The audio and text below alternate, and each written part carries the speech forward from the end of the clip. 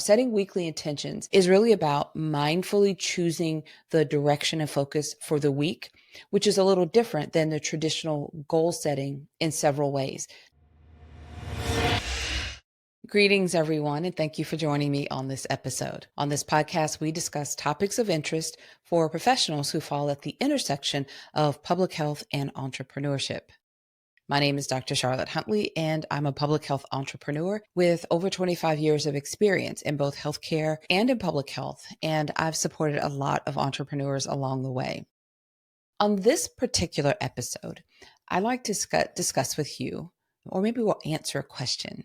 What does it mean to set weekly intentions? I thought it would be important to explain this because I will refer to it quite often. I've done so on some of the episodes already, but in our mastermind group program, this is something that we're focusing on quite a bit as we move into the new year. We've just completed our strategic planning training, our workshop, where we took a deep dive into our businesses across reflecting and reviewing what's worked across this year and preparing for setting our goals for 2025 and then putting those strategies in place. Like, what are we going to need to do and focus on in order to accomplish that goal? So I recently had a series of episodes where I walked you through a framework that I coach from. So make sure that you refer back to those episodes as you work to set your goals for the new year. But what does it mean to set weekly intentions? So let's start by kind of explaining what intentions are. Setting weekly intentions is really about mindfully choosing the direction and focus for the week, which is a little different than the traditional goal setting in several ways. Now, I'm not knocking the goal setting. We need to have our goals for the week. But I think that when you think about setting an intention, and then a little later, I'm going to talk about maybe a way to combine the two, infuse the setting of the intention into your goal for the week, it can have a much more meaningful impact for you. So let's dive into that. So once again, they're different. Setting a weekly intention is a little different from traditional goal setting. And these are some of the ways that they're different. While goals tend to be specific and outcome focused, like close 5 sales, intentions are more of your approach or mindset, the way you show up each day. So they help shape your behavior and decision making throughout the week. Let me give you a couple of examples. Instead of finish the project, an intention might be, I will approach my week with curiosity and creativity. Rather than make 20 calls, you might set an intention to be fully present in each conversation that you have. One more example, instead of work out 3 times, your intention could be, I will prioritize my well-being by listening to my body's needs.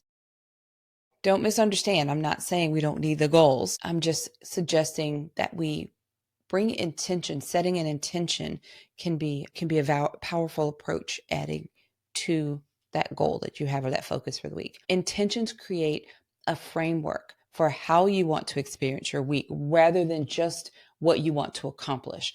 So they help you stay aligned with your values and maintain focus on what matters most, even when unexpected challenges arise. Think of intentions like setting your internal compass. They guide your choices and actions throughout the week, helping you stay true to what's most important rather than just checking off boxes of a to-do list. Although I love checking boxes off of a to-do list. Now, think about combining your intention with your goal to create a more meaningful approach to your goal and focus. All right, I'm going to share just a few examples. I will prioritize deep work by blocking out 2 uninterrupted hours each morning before checking email or taking meetings. During this time, I will focus on strategic planning and high impact tasks that move my business forward. That's actually something that I practice, but that is something that can help you accomplish your goal, and it sets the tone, the pace for what you're doing. It's combining your intention with the task-related goal that you have. Here's another example. I will have meaningful conversations with 3 current customers to better understand their needs and pain points. I'll document key insights and use them to improve our product or service and identify new opportunities.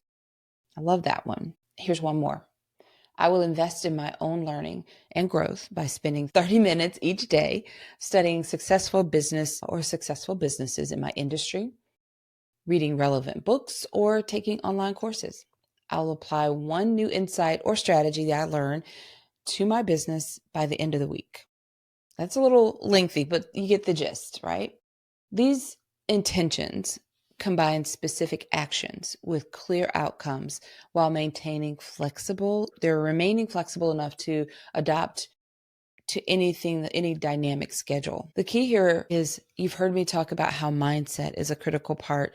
You've got these different parts of your framework that when you're working on systems and productivity or leads and marketing leads or offers and sales, all these things are part of you being able to accomplish your goal. So it's correlated. The better you are with your marketing leads, then leads will spill over into the offer and sales. And then, of course, you need the systems and productivity, how you do business, all that to work together.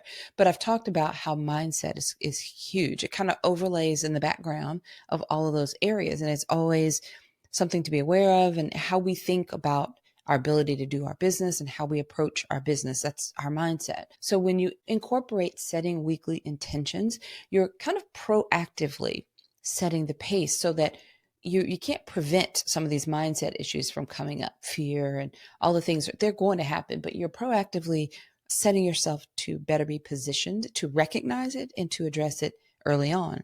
So I encourage you to incorporate setting intentions along with whatever your goal is for the week as a practice. And I'll help you with that because we'll talk about it on this podcast quite a bit. My goal is to help you create the business and to grow the business that you really want to have, that's going to serve you in the way that you desire. All right. I am grateful for the opportunity to share these challenges with you on this podcast. If you're enjoying this podcast, please share it with your network. Of course, you know a few people that would appreciate listening to this podcast. You can easily share directly from the app that you may be listening in right now. I happen to have my cell phone right here. Just go to the app that you're listening in, and there's a usually easy sharing buttons right there that you can share through a text or directly through social media, right? Straight to social media. If you're on our website, which is publichealthentrepreneurs.com, then you'll also find some sharing buttons there to make it really easy for you. Also, consider just sharing our website with a friend, publichealthentrepreneurs.com. All right, everyone. Until next time, have a fantastic rest of your day.